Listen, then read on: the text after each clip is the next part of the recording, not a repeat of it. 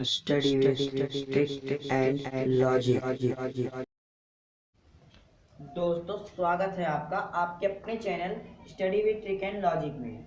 दोस्तों आज हम वियोजन अभिक्रिया पढ़ने वाले हैं। दोस्तों इसके पहले वीडियो में हमने संयोजन अभिक्रिया के बारे में जाना था। संयोजन अभिक्रिया दोस्तों क्या होता है हमने पहले में जाना था, तो उसी के कॉन्सेप्ट से हम ये समझेंगे दोस्तों, इसका कॉन्सेप्ट भी समझेंगे। आइए देख लेते हैं दोस्तों। संयोजन अभिक्रिया दोस्तों होता है जिसका पदार्थों का संयोग हो, पदार्थ उसमें जुड़ते हों तो वह संयोजन अभिक्रिया कहलाता है दोस्तों। या फिर दोस्तों जुड़ करके किसी एक ही उत्पाद का निर्माण करते हों, उसका परिभाषा हमने बनाया था दोस्तों, या फिर बताया था कि किसी भी अभिक्रिया में किन्हीं दो अभिकारकों द्वारा किसी एकल उत्पाद का निर्माण होता है तो वह संयोजन अभिक्रिया कहलाता है दोस्तों। वहाँ पे मैं क्या देखा था, किसी दो पदार्थों द्वारा, यानी दो पदार्थ हम दोस्तों संयोजन लिख देते हैं, संयोजन। दोस्तों ये दो शब्दों से बना हुआ है, संयोजन। योजन यानी जुड़ना दोस्तों, कहता है ना प्रधानमंत्री का ये योजना है, तो उसमें योजना में कितने लोग जोड़ते हैं तो उस प्रकार का योजन होता है दोस्तों। योजन यानी हमने लिख देता जुड़ना। अगर दोस्तों मतलब साथ, यानी साथ जुड़ना ही हमारा संयोजन अभिक्रिया कहलाता है, यानी पदार्थों का जुड़ जाना ही संयोजन अभिक्रिया कहलाता है। तो दोस्तों जब दो पदार्थ जुड़ जाएंगे तो एक ही उत्पाद का निर्माण करेंगे, जिस प्रकार हमने देखा था दोस्तों, hydrogen gas plus oxygen gas बराबर जल, हमने दोस्तों यह देखा था। और दोस्तों जैसे हम रासायनिक अभिक्रिया जब पढ़े थे दोस्तों, तो Mg plus O2 equal to MgO, तो वो भी दोस्तों हमारा, जिसमें दोस्तों एक उत्पाद हो, दो अभिक्रिया और एक उत्पाद। जैसे मान लीजिए यहाँ पर हमारा Mg है और यहाँ पर O2 है, यानी मैग्नीशियम और ऑक्सीजन गैस मिलकर के MgO यानी मैग्नीशियम ऑक्साइड बनाते हैं। उसी प्रकार वो दोस्तों हमारा संयोजन अभिक्रिया। दोस्तों ये नहीं है कि कुछ मिलकर कुछ बनाते हो वही होता हो, वो दोस्तों उत्पाद में अगर एक है और अभिकारक में दोस्तों दो हैं तो वह संयोजन अभिक्रिया कहलाएगा दोस्तों। यहाँ पर हमारा क्या है, अब हम यहाँ पर वियोजन अभिक्रिया का कॉन्सेप्ट समझ लेते हैं दोस्तों।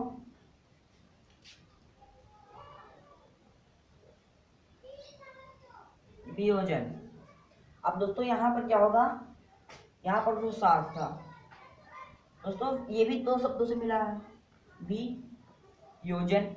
योजन का अर्थ होता है दोस्तों जुड़ना, मैंने आपको बताया। वी यानी दोस्तों वी का जैसे हमारा हिंदी में होता है वो उपसर्ग व प्रत्यय होता है, उसी प्रकार दोस्तों अगर हम वी के आगे योग जोड़ दें तो वियोग, वी के साथ छड़ना जोड़ दें तो विछड़ना, यानी अलग होना। वी का अर्थ हम अर्थ इस प्रकार निकाल सकते हैं दोस्तों। तो यहाँ पर हम निकालते हैं विछड़ना लिख सकते हैं, और यहाँ पर जुड़ना, यहाँ पर हम योजन का मतलब जुड़ना ले सकते हैं, बिछड़ जाते हैं दोस्तों। अब यहाँ पर हम एग्जांपल ले लेते हैं दोस्तों। ये हमारा दोस्तों यहाँ पर क्या होगा, मान लीजिए यही है Mg प्लस O2, मान लीजिए Mg प्लस O2 है, यहाँ पर MgO बना है। अब हमें इसको अभिकारक कर देना है, यानी हम यहाँ पर लिख देंगे MgO, Mg प्लस O2, ये हमारा होगा। लेकिन दोस्तों ये हमारा जो है ये समीकरण जो मैंने लिखा, ये समीकरण हमारा वियोजन अभिक्रिया नहीं है। क्यों? क्योंकि दोस्तों इस तरह का सूत्र है ही नहीं वियोजन अभिक्रिया के लिए। क्योंकि दोस्तों इसको हमने मैग्नीशियम ऑक्साइड को हमने गर्म किया, तो गर्म करेंगे दोस्तों तो ऊष्मा जो है दोस्तों, या फिर आग दोस्तों ऑक्सीजन की मदद से जलती है, ऑक्सीजन गैस की मदद से। तो दोस्तों यहाँ पर जब मैग्नीशियम को जलाएंगे तो ऑक्सीजन से क्रिया होगी और हमारा MgO यानी मैग्नीशियम ऑक्साइड बनेगा। और जाहिर सी बात है दोस्तों, अगर हम किसी चीज को जलाएंगे तो वहाँ ऑक्साइड घर से जुड़ता होगा, लेकिन वो उसका तो एक राख ही जलाएंगे। अगर हम मान लीजिए हम एक कागज को जलाते हैं तो उसका राख ही तो बचेगा दोस्तों। किसी सूखे पत्ते को, लकड़ी को, किसी भी चीज को जलाते हैं दोस्तों तो हमारा राख ही तो बचेगा। तो ये हम इसमें हम कुछ भी करें दोस्तों, इसको गर्म करें, ठंडा करें, कुछ भी करें दोस्तों, तो ये नहीं बन सकता ये। तो दोस्तों इसका एग्जाम्पल दूसरा होता है जो हमने यहाँ पर लिखा है दोस्तों, इसको आप छोड़ दीजिए। यहाँ पर देखिए दोस्तों CaCO3, यानी दोस्तों यहाँ पर हम इसका चून पत्थर लिख सकते हैं। इसको हम चून पत्थर से, देखो चून पत्थर कहते हैं जो चूने का पत्थर, चूने के पत्थर को हम चून पत्थर कह सकते हैं दोस्तों, कह सकते हैं, नहीं कहते हैं। और दोस्तों यहाँ पर CaCO को हम चून पत्थर कहते हैं, और CaO यानी बुझा हुआ, बिना बुझा हुआ चूना, बुझा हुआ चूना, बुझा हुआ चूना। और ये हमारा दोस्तों कार्बन डाइऑक्साइड।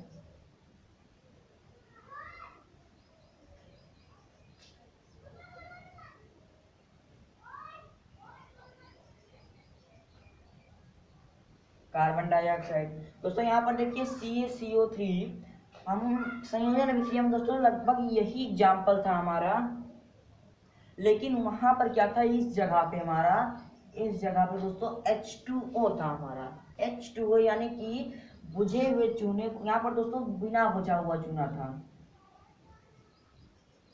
ये दोस्तों बिना बुझा हुआ चूना है। इसमें हम जल डालेंगे दोस्तों तो ये नहीं बनेगा दोस्तों, ये हमारा तब बुझा हुआ चूना बनेगा, बुझा हुआ चूना जो दोस्तों एक लिक्विड होगा, एक एक्वस होगा। यहाँ पर ये ठोस होता है, यहाँ पर जल रहेगा दोस्तों, वो जल होता है दोस्तों, लिक्विड होगा, और मिलने के बाद ये दोनों मिक्स रहेंगे, एक्वस होगा। और संयोजन अभिक्रिया के अंतर्गत हमने ऊष्माक्षेपी अभिक्रिया पढ़ा था। ऊष्माक्षेपी दोस्तों हमने उससे कॉन्सेप्ट अपना निकाला था, ऊष्मा यानी ताप, और क्षेपी मतलब छोड़ना, यानी ऊष्मा को छोड़ता है। तो वहां पर देखिए दोस्तों, अगर हम इसमें पानी मिलाएंगे, यहाँ पर नहीं दोस्तों, चून बुझे हुए चूने में अगर हम पानी मिलाएंगे दोस्तों तो वहां पर ऊष्मा निकलेगा दोस्तों, ऊष्मा निकलेगा। अभी देखिए यहाँ पर दोस्तों ऊष्मा दिया जा रहा है, इसको ऊष्मा दिया जा रहा है दोस्तों। ये तीर का मतलब मैंने आपको बताया था, यह दिशा को दर्शाता है कि अभिक्रिया हुई है किस दिशा में, मतलब इस अभिक्रिया होने की दिशा को दर्शाता है, जो हमने अभिक्रिया के बारे में पढ़ा था दोस्तों। तो दोस्तों यह तापमान दिया गया है, इसको ऊष्मा दिया गया है, तब ये बना, ऊष्मा देने पर ये बना है, यानी CaO + CO2, ये इसका निर्माण हुआ है। तो दोस्तों यहाँ पर क्या होता है, यहाँ पर दोस्तों ऊष्मा दिया जाता है, लेकिन संयोजन अभिक्रिया में क्या होता है दोस्तों, यहाँ आप संयोजन अभिक्रिया में अंतर भी इस प्रकार लिख सकते हैं या बता सकते हैं दोस्तों। यहाँ पर ऊष्मा दिया जाता है, और संयोजन अभिक्रिया के अंत दोस्तों इसके नीचे, इसके अंतर्गत हम पढ़ेंगे ऊष्माक्षेपी अभिक्रिया, जो ऊष्मा लेती हो, ऊष्मा को अवशोषित कर लेती हो। यहाँ पर दोस्तों इसको ऊष्मा दिया गया तब ये बना, यानी हम इसको मान लीजिए एक बर्तन लिए दोस्तों, यहाँ पर हमने जैसे चूना पत्थर है दोस्तों, चूना पत्थर को हमने इसमें डाला दोस्तों, और नीचे हमने इसको बर्नर पर रखा और हमने आग जला दिया, तो ये फ्लेम हो गया। मान लीजिए लिख दिया फ्लेम, चून पत्थर। अब दोस्तों हम इसको गर्म करेंगे दोस्तों, तो ये हमारा जो है कार्बन डाइऑक्साइड निकल जाएगा दोस्तों, वाष्पीकरण दोस्तों ये निकल जाएगा गैस के माध्यम से। और दोस्तों यहाँ पर ये बुझा हुआ चूना, बिना बुझा हुआ चूना बन जाएगा, ये चून पत्थर से दोस्तों। लेकिन दोस्तों क्या होगा, हम इस अभिक्रिया को कर नहीं पाएंगे। मान लीजिए अभी तो हम मान लीजिए किए नहीं है कभी, मान लीजिए मैंने आपको संयोजन अभिक्रिया में उदाहरण बताया था ये वाला दोस्तों, तो मैंने वो आपको बताया था कि आप अभिक्रिया देख चुके हैं या देखे होंगे, या आगे हो सके देख ले जाएं आप, कि जब आपके घर में कोई भी काम होता हो घर पे छत पे, तो वह जो है दोस्तों चूने की पुताई की जाती है दोस्तों। तो दोस्तों वहां पर आपको मैंने बताया था, वहां पे जब आप डालेंगे पानी में तो ऊष्मा निकलेगा दोस्तों, वहां पर क्या होगा, ऊष्मा निकलेगा। और यहाँ पर दोस्तों जब इसको गर्म करेंगे तो ये दोनों बन जाएगा दोस्तों, फिर इसको जब हम जल में डालेंगे तब हमारा ऊष्मा निकलेगा। तो दोस्तों उसको छोड़िए, हम यहाँ पर देखें वियोजन अभिक्रिया। मैंने आपको संयोजन अभिक्रिया में बताया था, अगर आपको परिभाषा याद है तो आप ये बना एग्जाम्पल लिख सकते हैं, आपको एग्जाम्पल याद है तो आप परिभाषा लिख सकते हैं। उसी प्रकार दोस्तों इसमें है, इसी प्रकार दोस्तों इसमें भी हम वियोजन अभिक्रिया की परिभाषा, वह परिभाषा को देख के उदाहरण हम लिख सकते हैं दोस्तों। आइए दोस्तों पहले हम परिभाषा लिख लेते हैं इसके माध्यम से, उसके बाद हम एक और एग्जाम्पल देखेंगे दोस्तों। यहाँ पर देखिए CaCO3, यहाँ पर दोस्तों आपको कॉन्सेप्ट क्लियर रहेगा तो आप परिभाषा फिर भी लिख लेंगे। मान लीजिए आपको पता है दोस्तों वियोजन का मतलब पदार्थ अलग अलग हो जाते हैं दोस्तों, तो आप तब भी परिभाषा लिख लेंगे। और आप ज़्यादातर कोशिश कीजिए दोस्तों रट्टा ना मारे, कॉन्सेप्ट को सीखें दोस्तों, लॉजिक लगाएं। हर एक टॉपिक में दोस्तों आप लॉजिक लगाएं कि किस प्रकार हम इसको छोटे से छोटे तरीके से याद करें। इसको दोस्तों उसमें 2 टुकड़े बनाइए और उस प्रकार से इसे याद करने की कोशिश कीजिए। दोस्तों आइए लिखते हैं, किसी भी अभिक्रिया में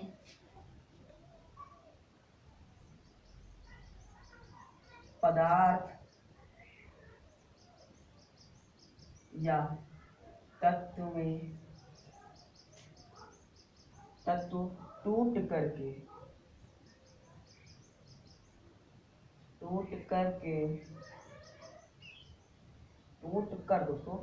कर छोटे छोटे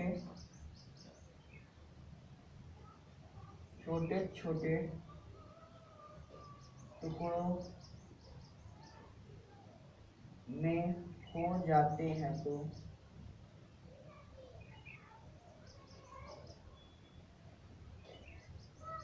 वियोजन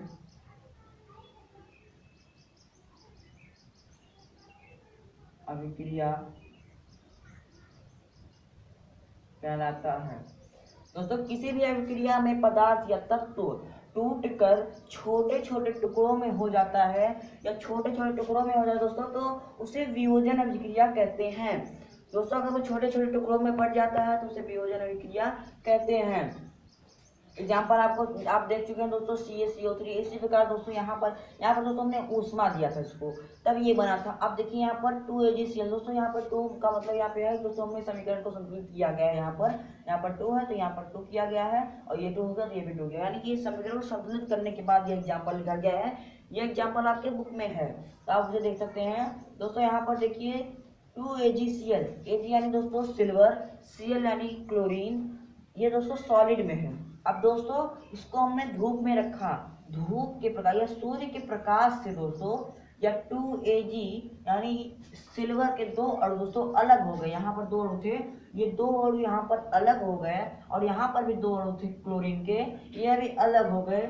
यह सॉलिड रह गया और क्लोरीन जो है गैस बन के उड़ गया। यानी दोस्तों यहाँ पर अगर हम AgCl सिल्वर क्लोराइड लेंगे दोस्तों, तो धूप में रखने पर क्लोराइड या फिर क्लोरीन दोस्तों, क्लोरीन गैस, यहाँ पर दोस्तों अगर यहाँ पर 2 लिखा गया तो यहाँ पर 2 हो गया, यहाँ पर 2 Cl मतलब Cl2 यानी गैस हो गया दोस्तों। तो यहाँ पर वो गैस बन के वाष्पीकरण हो गया दोस्तों सूर्य के प्रकाश, यानी दोस्तों उसको सूर्य के प्रकाश जितना गर्मी चाहिए थे जिससे वो वाष्पीकरण हो जाए दोस्तों। तो यहाँ पर देखिए 2AgCl यहाँ पर टूट करके यहाँ पर 2Ag अलग हो गया, यानी सिल्वर के 2 अणु अलग है और क्लोरीन के 2 अणु अलग हो गए। ये गैस में वाष्पीकरण हो गया और ये सॉलिड में बच गया। इसी प्रकार दोस्तों हमने वियोजन अभिक्रिया दोस्तों है, इसी प्रकार वियोजन अभिक्रिया होता है। दोस्तों आइए हम इतना मिटा करके इसके अंतर्गत हमें दोस्तों ऊष्मा शोषी अभिक्रिया पढ़ना है। संयोजन अभिक्रिया हमने ऊष्मा क्षेपी अभिक्रिया पढ़ा था, जिसमें ऊष्मा को सोखा जाता है या फिर क्रिया होने पर वह ऊष्मा क्षेपी दोस्तों ऊष्मा को उत्पन्न करता है, और यहाँ पर क्या होगा दोस्तों, वह ऊष्मा को सोखेगा। आइए दोस्तों मिटाकर इसको लिख लेते हैं एक बार। तो दोस्तों देखिए यहाँ पर हमारा है ऊष्मा शोषी अभिक्रिया में यहाँ पर लिख लिया है। दोस्तों यहाँ पर देखिए ऊष्मा शोषी अभिक्रिया क्या होता है, हमने संयोजन अभिक्रिया में पढ़ा था दोस्तों ऊष्मा क्षेपी अभिक्रिया, जहाँ पे ऊष्मा छोड़ी जाती है ऊष्मा उत्पन्न होती है। दोस्तों यहाँ पर हम देख लेते हैं वही कॉन्सेप्ट, ये भी कॉन्सेप्ट देख लेते हैं, इससे आप दोनों में अंतर स्पष्ट कर सकेंगे दोस्तों। तो यहाँ पर लिख लेते हैं ऊष्मा शोषी, और यहाँ पर लिख देते हैं ऊष्मा क्षेपी। अब दोस्तों ये देखिए हमारा 2 शब्दों से मिलकर ये बना हुआ है, ऊष्मा और शोषी और ऊष्मा क्षेपी। दोस्तों ऊष्मा का अर्थ हो गया दोस्तों तापमान, शोषी यानी सोखना,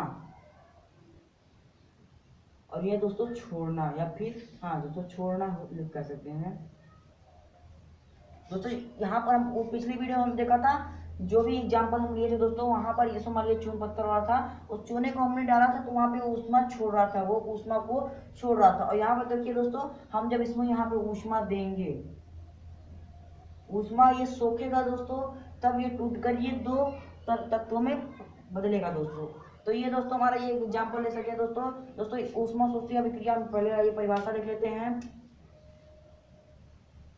वह अभिक्रिया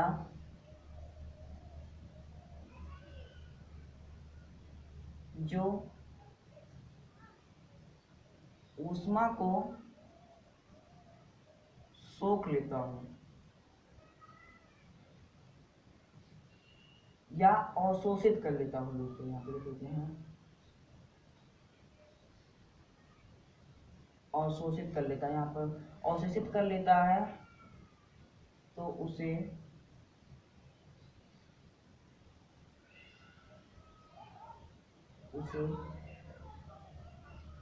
ऊष्मा शोषी अभिक्रिया कहते हैं। दोस्तों यहाँ पर देखिए वह अभिक्रिया जो ऊष्मा को सोख लेता हो या अवशोषित कर लेता हो वह ऊष्माक्षेपी अभिक्रिया कहलाता है। उदाहरण लिखिए तो CaCO3 दोस्तों या ऊष्मा को सोखता है और 2 टुकड़ों में बढ़ जाता है, ऊष्मा को अपने अंदर एब्जॉर्ब कर लेता है, तो उसके अणु दोस्तों तब ये 2 छोटे छोटे टुकड़ों में बढ़ जाता है। दोस्तों इसी प्रकार ऊष्माक्षेपी था दोस्तों, यहाँ पर छोटा था, यहाँ पर सोखना है। दोस्तों एक बार फिर से देख लेते हैं वियोजन अभिक्रिया। किसी अभिक्रिया में पदार्थ या तत्व टूट कर छोटे छोटे टुकड़ों में हो जाते हैं तो वह वियोजन अभिक्रिया कहलाती है। दोस्तों यहाँ पर है टूट कर छोटे छोटे टुकड़ों में, यहाँ पर ये दोस्तों ऊष्मा देने पर छोटे छोटे टुकड़ों में बट गई तो यह हमारा वियोजन अभिक्रिया कहलाएगा। और दोस्तों इसी के अंतर्गत हमें ऊष्माशोषी अभिक्रिया पढ़ना है। वह अभिक्रिया जो ऊष्मा को सोख लेती हो या अवशोषित कर लेती हो उसे ऊष्माशोषी अभिक्रिया कहते हैं दोस्तों, या ऊष्मा को इसलिए यहाँ पर सोख करके तब यह होता है। दोस्तों आप इसको लिख लिया करिए साथ, लेकिन दोस्तों आप इसे वीडियो को दोस्तों आप डाउनलोड कर लीजिए एक बार, उसके बाद दोस्तों आप पूरा वीडियो एक बार शुरू से लेकर आखिरी तक पूरे वीडियो को आप देख लीजिए और पूरे कॉन्सेप्ट को आप समझ लीजिए। जो लेक्चर यहाँ पर दिया गया वो आप समझ लीजिए पूरा। उसके बाद दोस्तों दोबारा आप शुरू कीजिए और तब कॉपी पेन के साथ बैठिए दोस्तों, और जो हम पढ़ाते जो हम लिखते चल रहे हैं समझते चल रहे हैं वो आप लिखते चलिए, नोट करते चलिए, ताकि दोस्तों आपको नहीं तो दोस्तों आप उसे बहुत बच्चे होते दोस्तों मैंने यहाँ पर ये परिभाषा लिखा अब वो लिखने में लग जाएंगे दोस्तों, तो उसका या फिर रोक के लिखेंगे। तो इससे अच्छा आप एक बार पूरा समझ लीजिए। तो दोस्तों इससे क्या होगा, आप नहीं तो दोस्तों आप समझ नहीं पाएंगे सही से, रुक रुक के देखेंगे तो समझ नहीं पाएंगे। इससे अच्छा आप एक बार भी देख लीजिए, अच्छा रहेगा। इसलिए दोस्तों हम वीडियो को छोटा छोटा बनाते हैं ताकि दोस्तों हम अच्छे से पढ़ सके, उसको अच्छे से समझ सके एक बार में। लेकिन दोस्तों क्या होता है हमारा दिमाग जो है साइंटिफिक तरीके से दोस्तों हमारा दिमाग जो है ज़्यादा से ज़्यादा 45 मिनट, जिसका दिमाग और अच्छा हो वो आप 50 मिनट 1 घंटे तक ही कॉन्सेंट्रेट कर सकता है। 1 घंटे तक या ज़्यादा से ज़्यादा दोस्तों 1 घंटे तक ही हमारा अपने दिमाग जो है केंद्रित हो पाता है। तो दोस्तों इसीलिए हम छोटे छोटे वीडियो बनाते हैं, आप एक बार देख लीजिए फिर दोबारा लिख लीजिए, ये आपका फायदा होगा। और दोस्तों बहुत लोग होता है बहुत ही कम समय तक हुआ अपने दिमाग को कंसंट्रेट कर पाते हैं, लगभग 10 मिनट 5 मिनट या 10-15 मिनट दोस्तों।